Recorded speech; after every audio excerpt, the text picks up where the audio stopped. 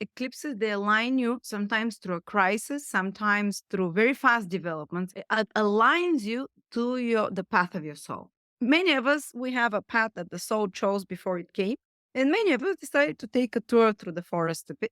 And eclipses can come to us as a slap if we're not very authentic or we've lost our way, kind of realigning, or it can be like the next step of the map of your journey. The next piece of the puzzle comes. So that's why such fated events tend to happen around eclipses. You open your chart calculations and you look anything within 3 degrees of 19 degrees Aries. If you have in Aries or Libra, those two signs will be affected the most. Hey there, fellow astrology lovers. There is a lot of buzz and definitely some noise about the upcoming full solar eclipse. And we know you come to Astrology Hub for wisdom and guidance you can trust. So, we wanted to do an episode to help you cut through the noise and get to the heart of what this eclipse is all about. And not only the current eclipse season we're navigating, but eclipses in general. Because the truth is, we usually have 4 and occasionally 5 or 6 eclipses per year. And while the current eclipses are especially significant, it would be a great idea for all of us to understand eclipse energies in general, since we live through so many in our lifetime. So, are you ready to learn more about what eclipses are, how they operate and impact our lives, how you can harness their transformative power and work with them more intentionally to become more of who you came here to be?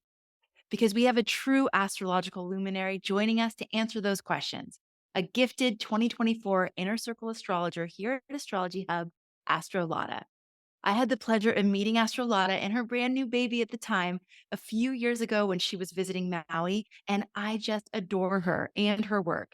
She's particularly gifted at bringing the heavens down to earth in a way people can understand and apply in their lives in practical ways.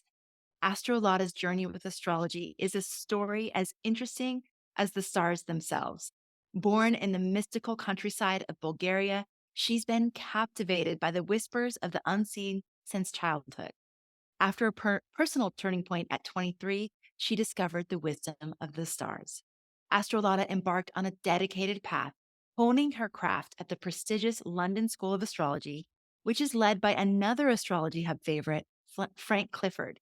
She apprenticed under Frank and other renowned astrologers, relentlessly expanding her knowledge across different astrological traditions, from Babylonian to Vedic. Now, as a teacher and a guide, she empowers thousands to navigate the magical world of astrology. You might have seen her or already follow her on her very successful YouTube channel. She was also one of 5 featured astrologers on our eclipse forecast panel last week. If you're interested in understanding more of the specifics of the current eclipses from various professional astrologers' viewpoints, including AstroLada, it's not too late to get access to the free recording of that truly epic event. We're dropping the link for that panel event in the show notes. And when you register, you'll get to watch the eclipse forecast panel recording, participate in our free upcoming panel event where you get to learn how to decode eclipses in your natal chart. Plus, you'll get access to our full 2-week guided journey happening right now called Your Eclipse Pathway to Purpose. Go to astrologyhub.com/eclipse 2024 or check the show notes for the link. Make sure you like, subscribe, and comment on this video to help us spread the wisdom and guidance of high quality astrology far and wide. And now let's settle in and embark on this exploration into the mysterious energy of eclipses with the brilliant AstroLada. Lada, thank you so much for being here. I'm so happy to have you on the podcast again. Welcome back. Thank you so much for having me here, Amanda. What a beautiful presentation you gave me. I was grinning. My mouth is actually hurting from grinning.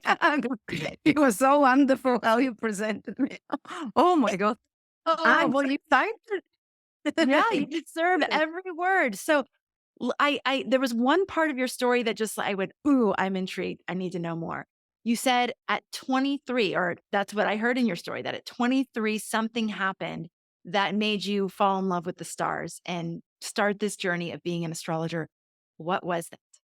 Well, I was in a crisis then. Saturn was transiting my sixth house, squaring all my planets in Aries and Libra, because everything in my horoscope is Aries Libra. And Saturn was squaring it. And all my friends, they were graduating universities, they were talking about careers. And I was a waitress in London with no opportunity to study.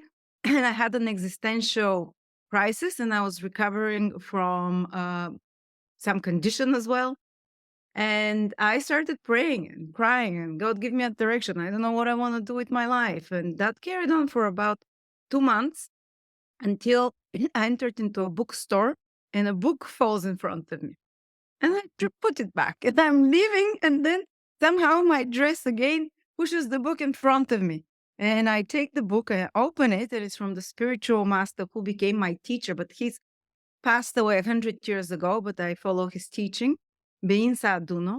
And the first page that I opened, my eye came across the sentence, whoever is in a dark night of the soul and doesn't know what to do with their life or when this whole will end, they should study the astrology.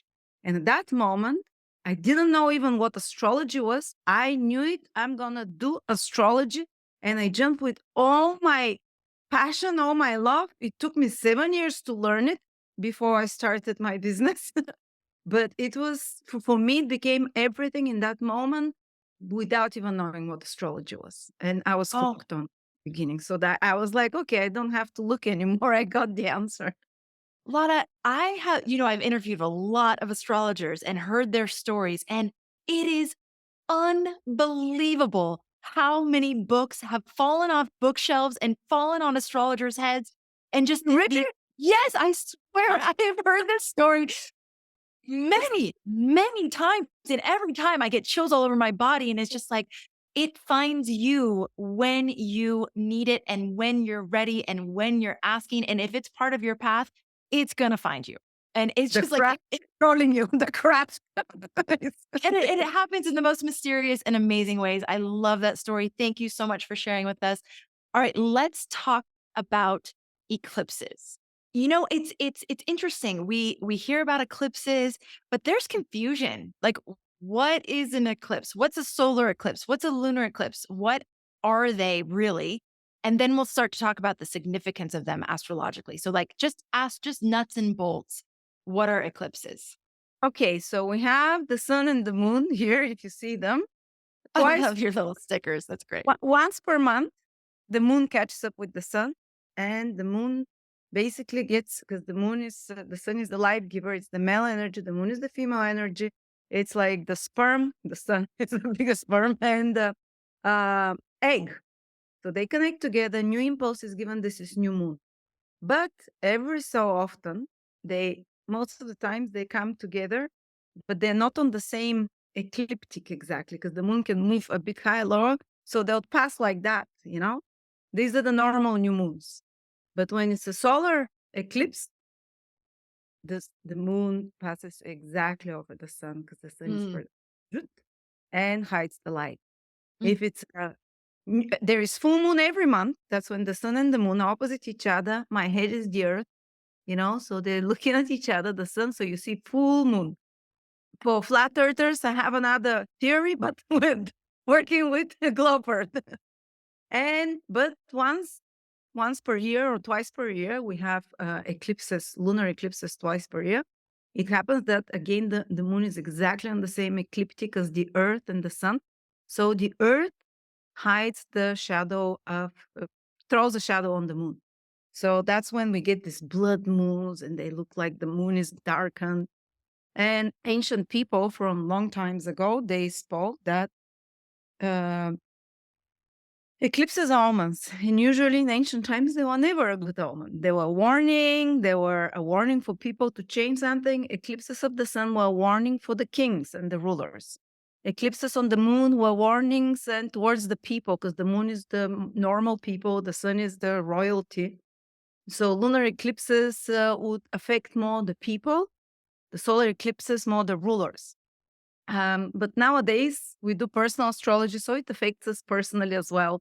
And just like a new moon, the solar eclipse is like a new moon, sun and moon together, but on, like they call it, on steroids. because of the exact covering on top of each other when they're on the ecliptic at the same time. And each eclipse can happen, each new moon eclipse can happen either with the north node or the south node. When it's with the north node is where the north, the earth, and the sun and the moon ecliptics cross. So the north is like the north compass, the dragon's head, we call it. The dragon's head is where we create new karma, we create new experiences. So when there is a new moon eclipse with the north node, which is the dragon's head, it's always something new tends to enter our life. First of all, the new moon is new beginnings. It's fructification, fertilization of the egg. So new impulse is given. When it's a solar eclipse, it's such a powerful impulse that it can last for 9 years or 18 years, either half the cycle of the we call the nodes, making a full circle, either 9 years. So usually when there is a new moon with the north node, something really, and the north node is something new entering, new karma, especially material, external things happening to you. So often solar eclipses with the north node, something will enter your life, something more material, something new that can stay for, it might be a person, it might be a career, a destination, it might be, many times women, events that happen during eclipses, if they activate your horoscope, sun, moon, ascendant, especially the the sun, the moon, the ascendant ruler. If they activate those, or the midheaven as well, those 5 points, these are self points. So oftentimes it might be sometimes even the birth of a child or the coming of a child within the next 1 year. It doesn't happen exactly on the eclipse. Eclipse is 3 minutes or 3 hours or whatever. It means for the next 1 year, watch out. If it falls within 3 degrees, usually the orb is 3, okay, for natal sun and moon, maybe even 4 degrees, but I've seen it in my practice working within 3 degrees, 3, 4. And if it happens to have to fall on one of your self parts, the sun, the moon, the ascendant ruler, even the midheaven, then some big event will be happening. If it's a new moon eclipse, something new is coming, some new karma. And as I said, the cycle of the nodes, and when the eclipses will again repeat in the same sign with the north node, with 18 years. So sometimes if it's a child, usually children live at 18 years. So it might be a relationship, or sometimes it might be half cycle, just 9 years. But oftentimes the events that happen, if they activate something in your horoscope, it might be your 7th house, your Venus, if it's a relationship, something important. The person, many times people meet their fated partners or very important karmic relationships or dharmic. They might be karmic or dharmic. Dharmic is when there's good karma to create. Karmic is when there is something you have to fix. But again, very important soulmate like relationships, and not only relationships, but business partnerships, big fated events, birth of children, or conception, marriages, or meeting someone life-changing, starting or ending a career. But because we're talking about new moon eclipse, usually it's new beginnings. And with the north node is about new beginnings again. And it's something new that's coming into your life. So this eclipse that we're going to have now in Aries has all the characteristic of newness. Because before I carry into it, sometimes an eclipse with the new moon eclipse can be with the south node. Just like we had in October in Libra, it was new moon eclipse. So new beginnings, but with the south node. Something karmic, something from the past that hasn't been completed is brought back into completion. So for example, around this eclipse, the war in Palestine and Gaza exploded. So it's something new, but something that is unresolved from the past as well, the south node. So it brought some issue that's not resolved. It doesn't have to be a problem always, in a personal life. It can be just something that you haven't completed. It might be some theme that's been repeating in your life, but it's renewed in some way. But now this new moon eclipse, solar eclipse. So first of all, solar eclipse, let me repeat, new beginning. Second of all, north node, new beginning. Third of all, in Aries. Aries is the sign of new beginning. So we have I'm like, what is going to be? It's like a reset. What is starting here? What new beginning will there be? And Usually you want to see the results or where it's heading by looking at the south node lunar eclipse that will come next in Aries. But this time we're not going to have one within the next 2 years. It's keeping an eclipse in Aries. South node full. So in autumn, we were supposed to see some kind of a conclusion of what's starting now or clarification, but it's no. The gates are just open, and this newness will stay for the next 9-10 years till there is an eclipse again in Aries. That's the last. After that start the eclipses. In October was supposed to be eclipse in Aries, but it will be in Pisces in September. So now we have a gate opening with something new, and without conclusion, it's not written how it's gonna conclude. So it's such an open door, and there's so much free will we can put into that as well. Because new beginnings, we have more ability to navigate the direction of events, towards. But usually, south node eclipses, the first eclipse in Libra will be south node. South node eclipses, south node is the tail of the dragon. This is the past. This is something that's been put in action, and we're seeing the results now. This is about excreting something, letting go of something. And this eclipse in Aries is just so pure new beginning energy. Aries is the first sign. Initiate new beginnings, full eclipse and the north node. So there is no contradiction there. We don't have south node mixing up with the eclipse.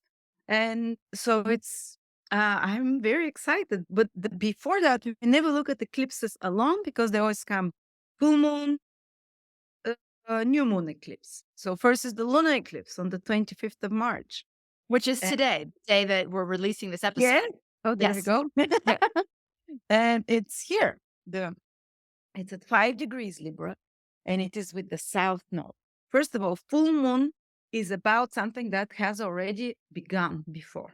It's not something that's gonna shock you, comes out of the blue. It's something you've been working on. So full moon eclipse can be a completion, ending, seeing the results of something. Or it can be something leaving your life, especially the first eclipse in Libra is very much about something leaving your life because it's with the south node, the dragon's tail, where we're going to be excreting something. And it can be very liberating. In Vedic astrology, the south node is a planet of liberation, spiritual liberation. And it's the most spiritual planet. Very deep spiritual realizations, but unfortunately, many of us don't reach spiritual realizations easily without losing something. And then we start thinking about those topics.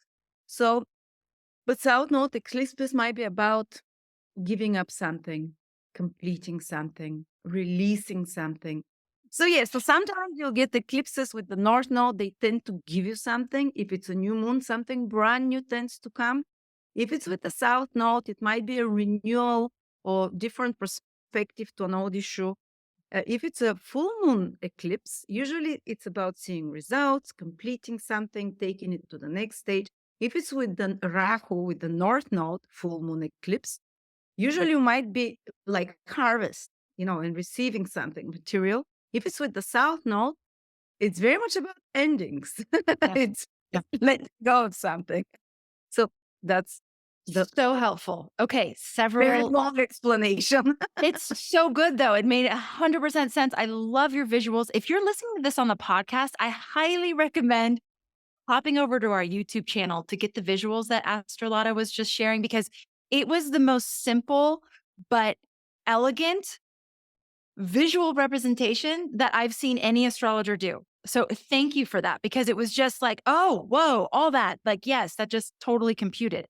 Okay, couple things. Let me just see if I can summarize really quickly what you just said about the eclipses and who it's going to have the most obvious impact on. Because you talked about having any sort of personal planets in orb to this north node. Well, we have the south and the north node, but let's focus on that April north node eclipse.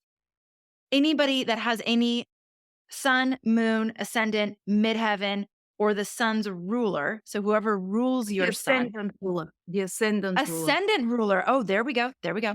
Now, I would use the traditional planets in particular. You can use also the modern, but say it, yeah. Okay. Oh, Okay. So we're using traditional rulerships. Yep. Go ahead. pick the traditional and the modern ruler as well. Okay. If it be two. Yeah. So if you have if you have any planets within 3 degrees, this is going to be particularly present for you, particularly impactful for you. But it's impactful for all of us, Hmm. no question, because it's an eclipse, which is a collective global experience, right? Especially those who are in the visible path of that eclipse, right? Question for you about the nodes. What if your nodes are in Libra and Aries? Either, either it's hitting your nodes north and south or then reverse nodes. Is it also impactful for those individuals as well? Very powerful. It's like such aligning. As I said, eclipses, they align you sometimes through a crisis, sometimes through very fast developments. Eclipses are not some it happens bam, bam, bam. It aligns you to the path of your soul. If you're not, many of us, we have a path that the soul chose before it came. And many of us decided to take a tour through the forest a bit. And eclipses can come to us as a slap if we're not very authentic or we've lost our way, kind of realigning. Or it can be like the next step of the map of your journey, the next piece of the puzzle comes. So that's why such fated events tend to happen around eclipses. And may I add, not just those 5 points: Venus, Mercury, Mm, mm, Mars, Jupiter, Saturn, up to those 7 planets. It will affect it either according to the nature of the planet. With Venus, it can be love or money. With Mercury, it can be your siblings, your friendships, your work. A lot of people use Mercury for work. With Mars, again, it can be siblings, it can be and the house it is happening for some, and it might not be just in Aries or Libra within those degrees. It can be that this eclipse is falling in a house somewhere that is on your fourth house cusp, icy, on your descendant. So anything, you open your chart calculations and you look anything within 3 degrees of 19 degrees Aries. Uh, if you have in Aries or Libra, those two signs will be affected the most. I I haven't seen too much eclipses affecting with a square. I mm, really see it with a conjunction. So they have to look for the new moon 5, 3, so from 2 degrees to 8 degrees in Libra or Aries. If you have anything, house cusp, planet, you know. And for those who have anything in Aries or Libra from, we'll say 16 degrees to 21 degrees or mm, 22 degrees approximately. mm, And everyone will have something, a house cusp in Aries, a house cusp in Libra. So mm. Yes. that house cusp will affect it for the nodes. If you have them in Aries or Libra, that's a big evolutionary jump. When you have Mm, a nodes return with an eclipse there, or the opposite of the node's return. So that's a big, I've seen, especially in North Node, with North Node, if you have North Node in Aries, something happens that so quickly shoots you into a future direction that it might be even surprising, because North Node is known about throwing you. North Node is something we haven't done, but we have to learn. We haven't done in previous lifetimes. So it's like throwing you into the jungle and before you're ready even. And that's, but it's something that your soul really wants. It's the mm. North with the, so yeah. Okay, so that's the North Node eclipse that's happening in April. But then we have today the full moon lunar eclipse in Libra. And what you're saying about that, it's a South Node eclipse. So we're letting go of things on our path that we need to let go of in order to align with that newness that you talked about, a door opening and kind of staying open for many, Yes. many years. There's no clear ending of this next door that's opening. So these are probably really big things for people. Big twists and turns on the path that then you're with for a while. And one of the things that we're offering as part of our Eclipse Pathway to Purpose 2-week guided journey is instruction on how to make a composting board. So it's the opposite of a vision board. It's where you actually put consciously, intentionally, the things that you are ready to let go of onto a board. You then burn it. You actually, so it can be words, it can be visuals, it can be storylines, it can be contracts. It can be a lot of different things that you're actually taking with your awareness and going, okay, I know this eclipse is all about releasing. I'm going to release these things intentionally. And then you burn the board, and then you keep some of the ashes. And astrologer Gemini Brett calls this burn it and earn it, not earn like earn money, earn like an earn, URN. You burn it and earn it, and you hold on to it until you create your, what we call a treasure map with the Aries new moon. And you use those ashes in the glue for your vision board, which is a treasure map. And that way you are literally composting the past. You're taking the gifts of the past, you're taking the lessons of the past, and you're weaving that into the next chapter, but very consciously letting those things go. So if you're interested in that, any of you, we did a podcast episode, and it was a couple weeks ago on how to do a powerful ritual to release the past. And right now, between March 25th and April 8th is when we're recommending you do this ritual. There. And do it on your own, but do it because, do you find this to be true, Lada? Absolutely. Well, do you find this is perfect for this new moon, which is about releasing endings? And there was a quote that the fastest way to self-improvement is not manifesting or anything. The fastest way is through elimination. And that's the beginning of the journey of this eclipse, is elimination first.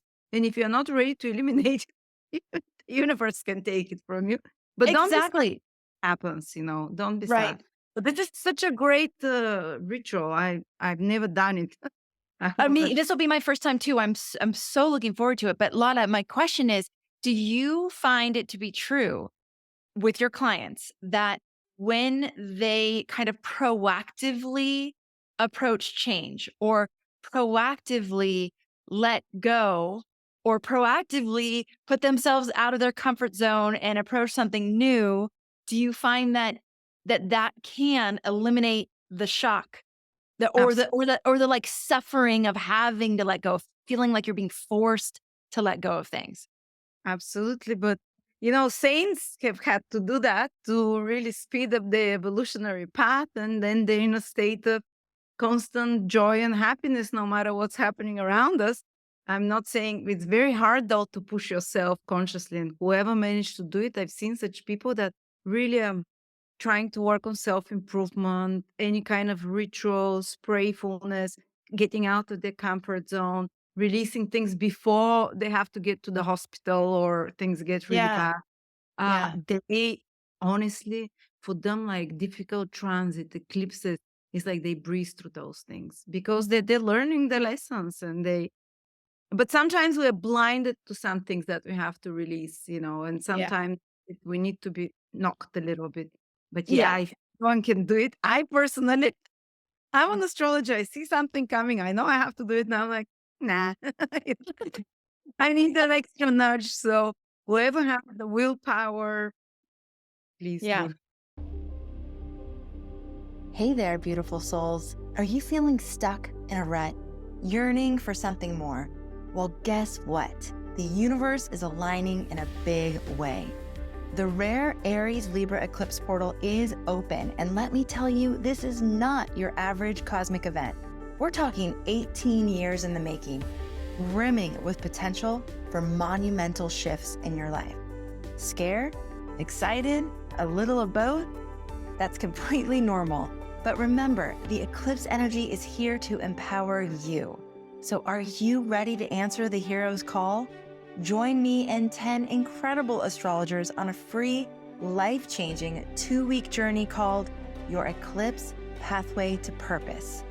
We have 2 expert astrologer panels designed to help you both tune into the energy of this particular eclipse portal, plus learn techniques for decoding eclipses in your chart.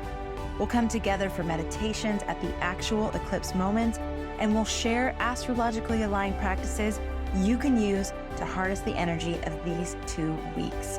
Don't wait. This opportunity won't come again for a decade. Registration is open. Just go to astrologyhub.com/eclipse portal to save your free spot now. See you there.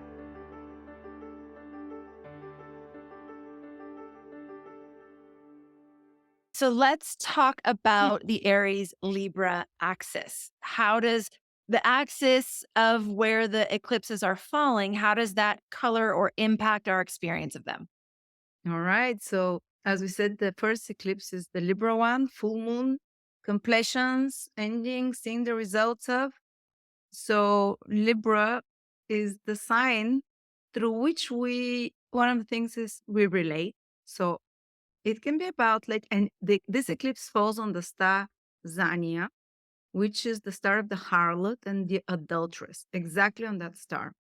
And it means about anything where you're prostituting yourself for something, selling yourself short, uh, giving yourself, just taking one for the team, let's say, or anyone where you're really, truly, there's adulterating influences in your life.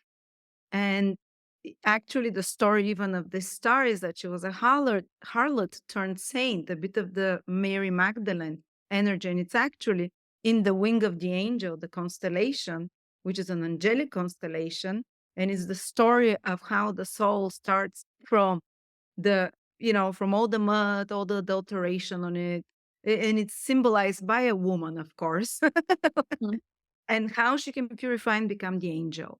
So there is a lot to this eclipse where I feel there is about releasing influences, especially are you letting someone take advantage of you? Are you selling yourself in a relationship or contract or agreement or a negotiation short?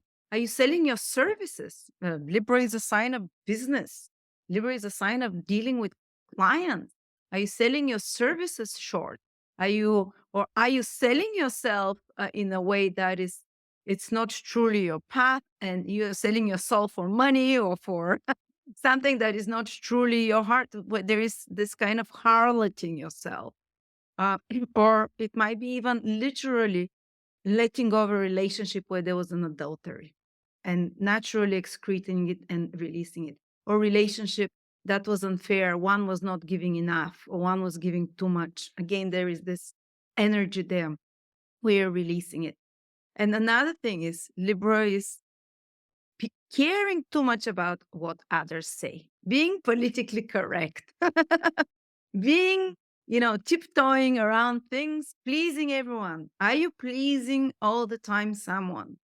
And you might actually feel it on you, someone cutting you off and saying, enough, you've taken advantage of me, or I don't like your energy. You might be on the receiving end where someone cuts you off or lets you go, but again, it's freeing. It's an ending of a contract with the South Node in Libra, in a contract which was adulterated. It might be an ending of a karmic relationship. It's been paid off. Where was some inequality as well, where there was some unfairness, some adulteration. So there might be themes even in the news about such topics of adultery and so on. Let's see. Um, so yeah, that's how I see What it. is And the also star called, Lada, that you're Anya, Zania? yes, Zainin,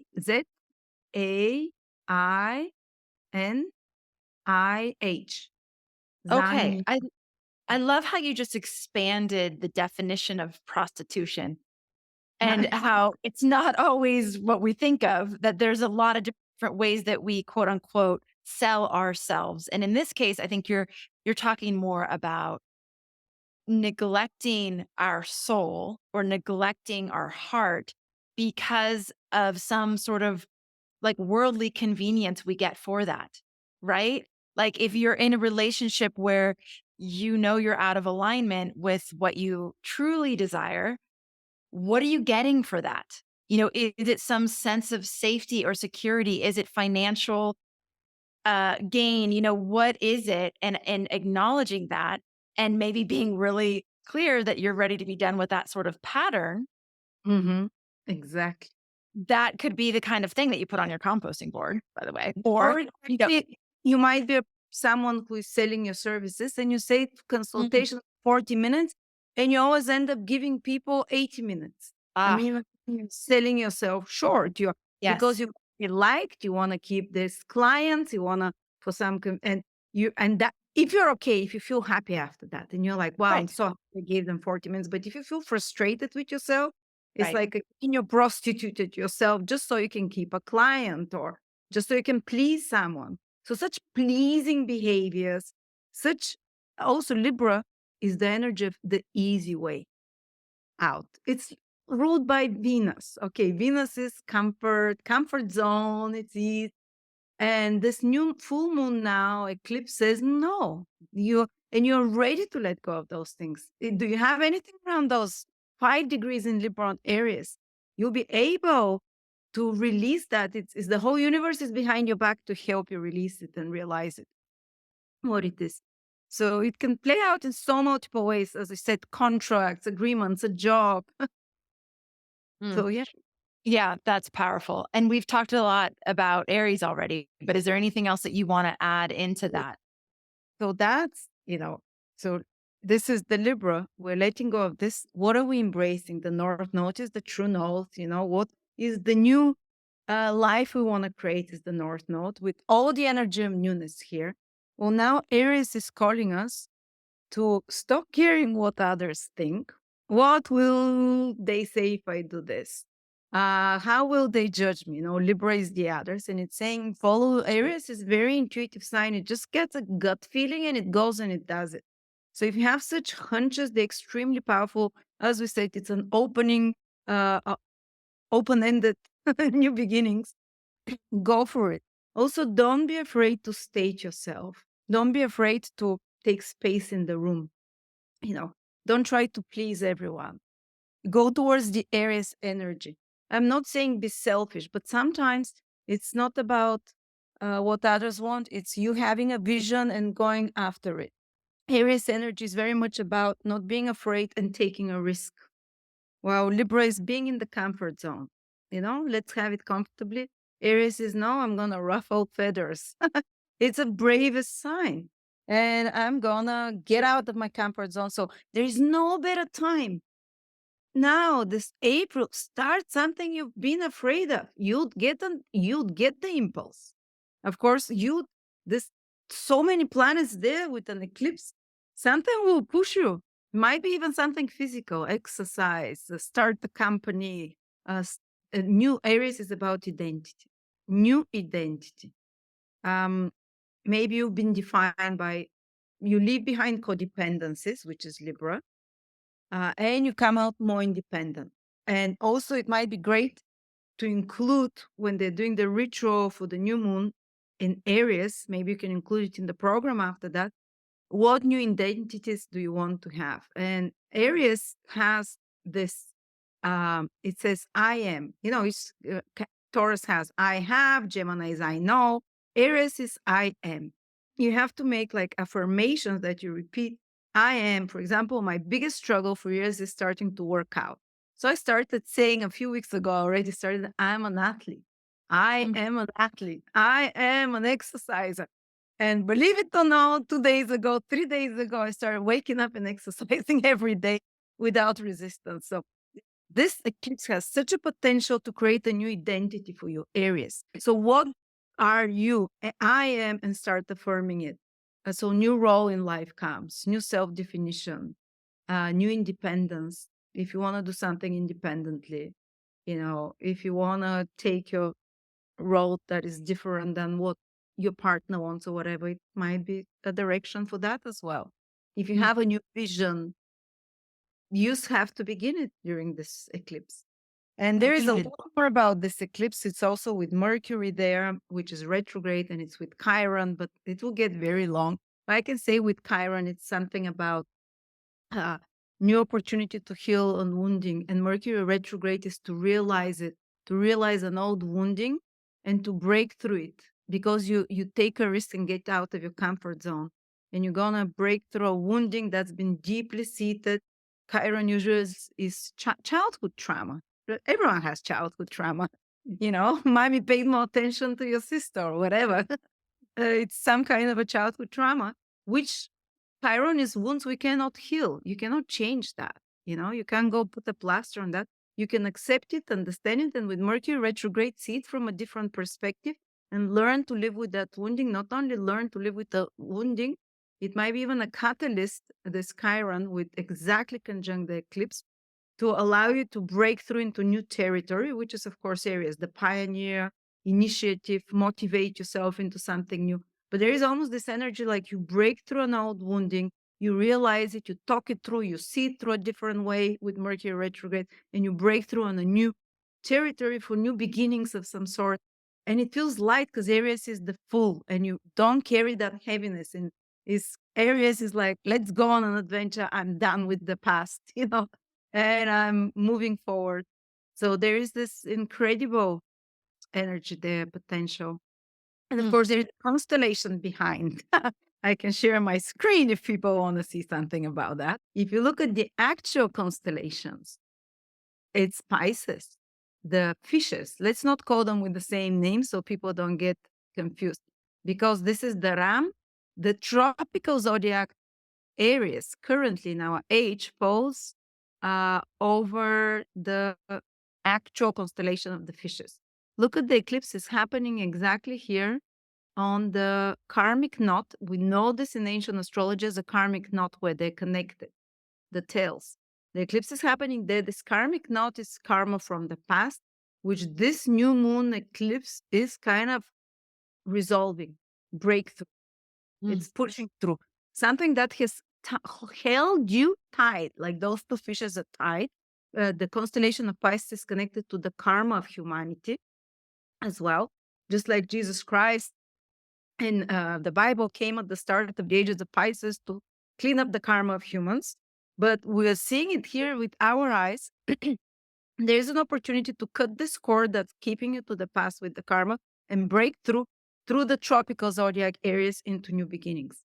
But there is something else. The constellation Pisces rules, it's known from ancient times. The fishes rule Israel, the Israelites, the 12 tribes. There might be some very important developments with this eclipse on that area, but we don't want to go political or anything. I'm just saying, watch out for that being something very important. And an eclipse uh, is for the next 1 year. And there is another thing. Under the eclipse, there is something called Cetus. Do you see this monster here? This Mhm. is in other mythologies is described as a whale, the sea monster. Oh. So the sea monster, it's in the belly, above the belly of the sea monster. This eclipse is passing through, like you told me, and I checked, and it's absolutely true.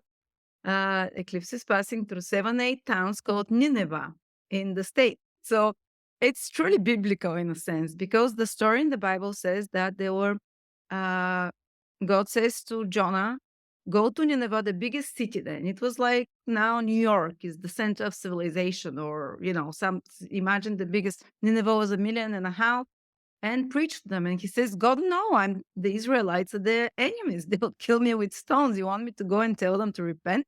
So he takes a boat and runs away, but the boat starts sinking. So they throw him overboard, and a big sea monster, Cetus, swallows him, Jonah, and spits him out on the shores of Nineveh. And he goes there and starts preaching. And he preaches, and the king actually listens to him, because solar eclipses are warning to the leaders. It's passing over America. We have to be careful there. You know? And it's a warning to the leaders, and it spits him out, but they repent, and the story ends good. So, but there is kind of a repetition. And actually, historical documents say that around that time when the story of Jonah was supposed to be happening, there were 3 eclipses over Nineveh within Whoa. 10 years. And that's what civil war was happening, hunger. And the last eclipse, Jonah appears. He warns the king. The king tells everyone, we're going fasting. We're not going to do those things we've been doing. And otherwise, Jonah says, the whole city will be destroyed. The whole kingdom will be destroyed. But they stop it, so the kingdom is not destroyed. And we're on the 3rd American eclipse within less than 7 years. They're Mhm. crossing like X. There was one in October. There was one in 2017. When there were 3 or 4 eclipses within 15 years over Byzantium, Byzantium fell under Ottoman Empire. Mm. So they knew it, like the ancient astrologers, they would always look, okay, one eclipse over here, fine. Maybe another one in 100 years. But now we had 7 full eclipses, solar eclipses over the same country. So there Wow. is kind of a warning there, or, I don't know. Yeah. I don't want to go political. Just I'm saying here is the well again is present on top of the fishes. The solar eclipse is there, and eclipses for in the world, not for personal astrology, they're always a warning. The Mm, eclipses, when it comes to world predictions, are not good. yeah. Personal predictions, I've seen eclipses bring amazing things, and some very fated things, unfortunately, which we can avoid. But big realignment, big realignment and Lot of change. question for you. Do we know what nodal axis it was with the Jonah eclipses? Like, is there any way for us to I know? just read. I just that's why I'm thinking.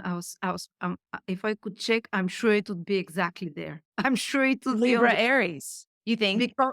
Well, back then they looked at the constellation. It would be over Cetus, the Mm, eclipse, and the fishes on top, because the big beef was between the Israelites then, mm, which is again the fishes, and the Syrian kingdom, and there was uh, they basically the Syrian kingdom was pillaging the Israelites and so on, and basically the warning was stop abusing your neighbors, or mm, and they did it at the end. They stopped, and the kingdom didn't. But for those 20 years while there were eclipses, I don't know. I think in the history that I was reading online, it was saying that over the course of a couple of decades or 1 decade, there were 3 eclipses that passed over there, and there was civil wars and hunger that followed and so on.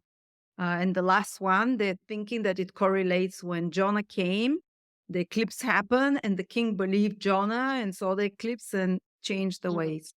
Wow. Okay. Well, I mean, obviously, we're in a big moment. This is a big time for all of us. Lotta, if you had to summarize how an individual can intentionally work with eclipses, any eclipses, not just the ones that are coming up. If you had to sum it up, what would you say is a way to intentionally work with eclipse energies in your life? So the easiest ways, full moon eclipses, let go of things, do the binning, the trashing, the burning. The composting board? Yeah. If you want to eliminate new moon eclipses, what do you want into your life? Okay. That's the first way I can say. Mm, okay. And know that if changes are coming and did not foresee them, know that it's the realigning of your soul's path, where it wants to take you.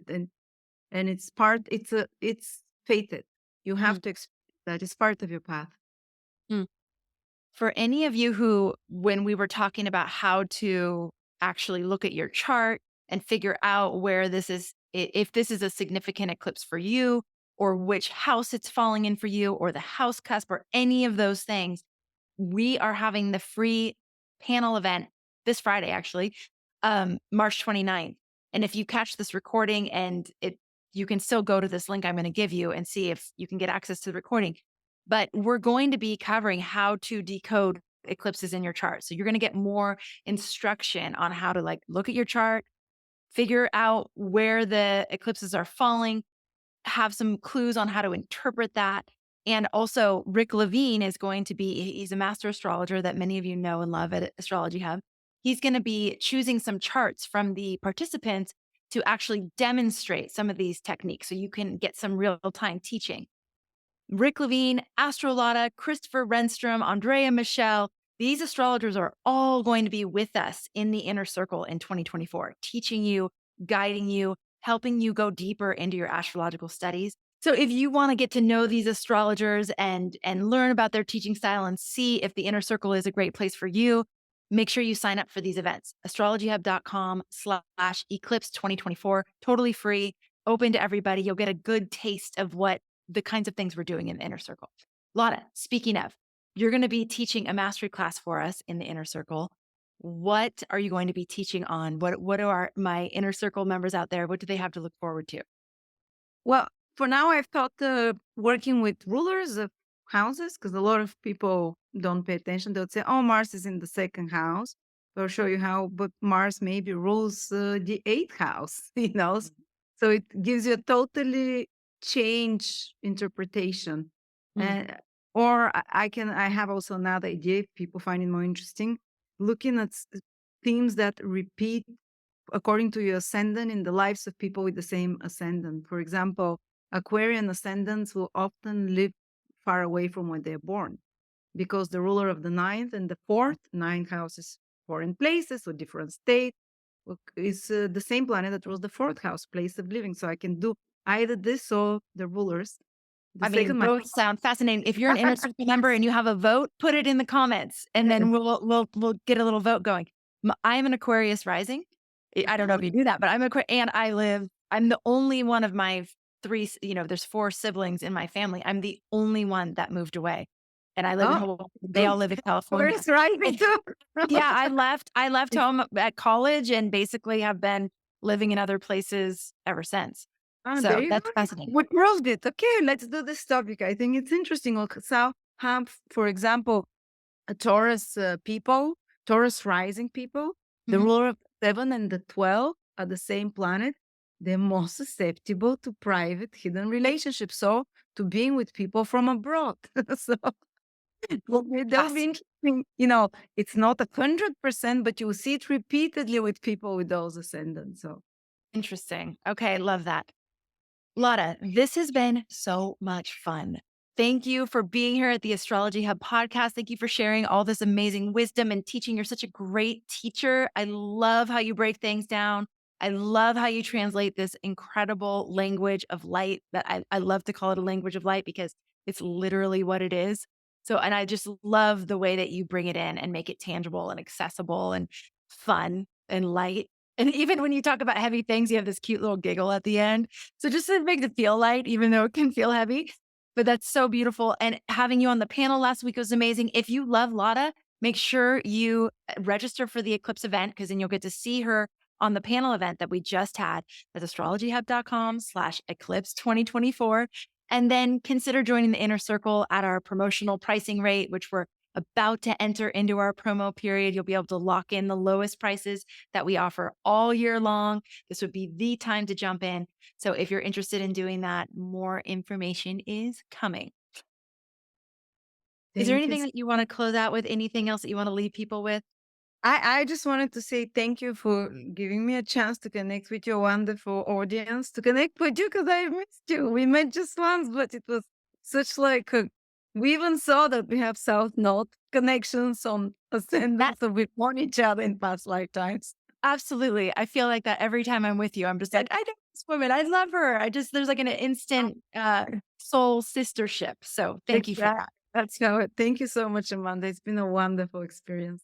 Yes. Okay. Thanks to all of you for being here. Thank you for being a part of our community. And thank you, as always, for making astrology a part of your life. I hope to see you in your Eclipse Pathway to Purpose, our free guided 2-week journey. I hope to spend a lot more time with you in the inner circle and can't wait to see you soon. Take care, everybody.